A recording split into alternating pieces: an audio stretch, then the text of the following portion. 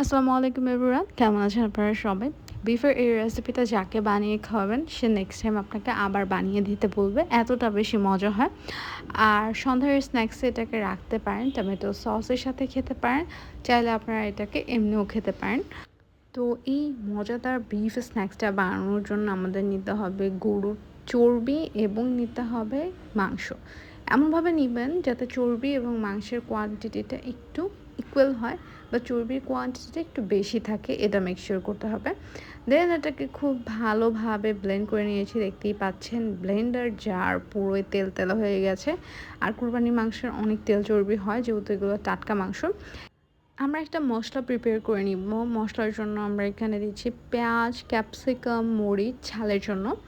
আর মশলার ভিতরে রয়েছে আদা, রসুন এবং জিরার পেস্ট। আমি এখানে 1 টেবিল চামচের মতন আদা, রসুন এবং জিরার পেস্ট ব্যবহার করলাম।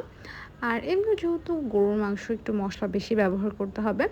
আর এটাকে এবার আমরা এমনভাবে মিক্স করব, গ্রাইন্ড করব, যাতে আমাদের এই প্রত্যেকটা ইনগ্রেডিয়েন্টস একটু দানা দানা থাকে।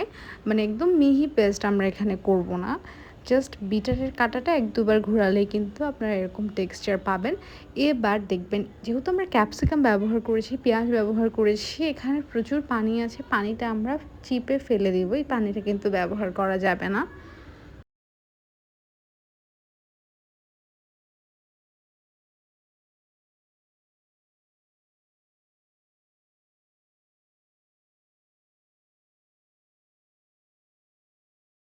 মশলাগুলো চিপে আমরা এখানে অ্যাড করে দিয়েছিলাম। তারপর আমরা এখানে দিয়ে দিলাম লবণ। ঝালের জন্য আমি এখানে লাল মরিচের গুঁড়াটা অ্যাড করছি। আপনি চাইলে ঝালের জন্য এই লাল মরিচটা স্কিপও করতে পারেন। যদি ঝাল কম বেশি বাড়িয়ে কমিয়ে খেতে চান, তাহলে অ্যাডজাস্ট বা স্কিপও করেও নিতে পারবেন। এবার আমরা এখানে দিলাম রাঁধুনি, মৌরি এবং জিরার গুঁড়া। এবারে সবগুলো উপকরণ আমরা খুব ভালোভাবে মিক্স করে নিব। মিক্স করলে দেখবেন ঠিক এমন টেক্সচার এসছে। আর এই পর্যায়ে আমরা আমাদের এই স্ন্যাক্সের টেস্ট আরও বাড়াতে অ্যাড করে দিচ্ছি চিলি ফ্লেক্স।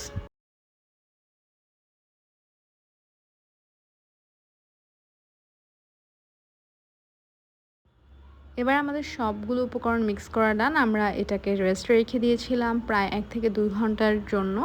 এবার আমরা শিক রেডি করার জন্য যে কাঠিগুলো ব্যবহার করি বা চিকেন বল বানানোর জন্য যে কাঠিগুলো ব্যবহার করি, সেই কাঠি নিয়ে আমি শিক কাবাবের যে শেপটা হয় সেই শেপটা দিয়ে দিচ্ছি। তবে আপনারা যে কোনো শেপে এটাকে ফ্রাই করতে পারেন।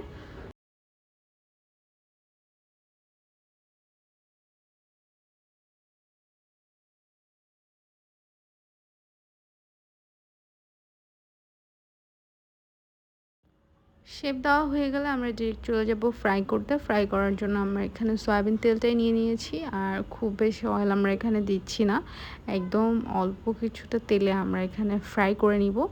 দেখতেই পাচ্ছেন একদম অল্প অয়েল দিয়েছি, খুব বেশি অয়েলের দরকার নেই। আপনারা চাইলে কিন্তু এটাকে খুবই কম বাটার দিয়েও ভেজে নিতে পারেন, তবে বাটারের পরিবর্তে আমার মনে হচ্ছিল তেল অ্যাডজাস্ট করলে ভালো হবে।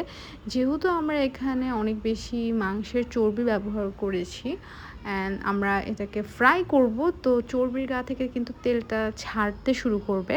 তাই আমি বলবো যে আপনারা তেলটা একটু কম ব্যবহার করলে বেশি ভালো হয়। তারপরে আপনাদের মন মতন ভেজে নিতে পারেন। এরকম ক্রিস্পি ক্রিস্পি হয়ে গেলে কালার চলে আসলে আপনারা নামিয়ে নিতে পারেন। সার্ভ করতে পারেন নরমালি অর টমেটো সসের সাথে, বা যে কোনো সসই আপনি নিয়ে খেতে পারেন এটার সাথে। আর আমি আজকে ডেকোরেশন করার জন্য গাজর এবং ক্যাপসিকাম ব্যবহার করেছি। কালারটা অনেক সুন্দর আসছিল মাশাআল্লাহ। আর এই হচ্ছে আমাদের ফাইনাল লুক। আমার কাছে আলহামদুলিল্লাহ এটা খেতে খুব ভালো লেগেছে। আমার ভাইয়ের কাছেও এটা খুব ভালো লেগেছিল। আশা করছি আপনারাও বাড়িতে এই রেসিপি দেখে বিফের এই মজাদার স্ন্যাক্সটা ট্রাই করবেন। আজকের মতন এখানেই বিদায় নিচ্ছি। সবাই অনেক অনেক ভালো থাকবেন, সুস্থ থাকবেন। আল্লাহ হাফেজ।